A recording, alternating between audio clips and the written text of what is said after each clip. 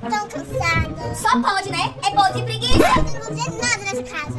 É claro, né? Só pode ter puxado aquela raça velha ruim do teu pai. Eu tô com dor de cabeça.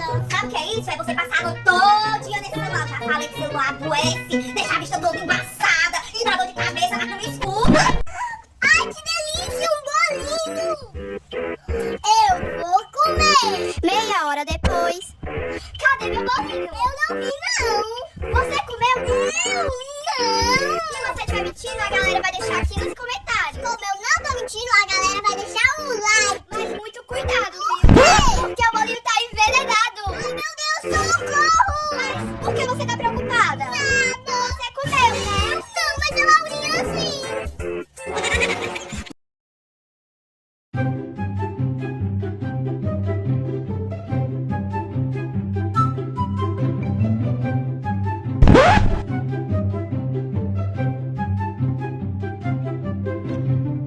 Ha ha ha!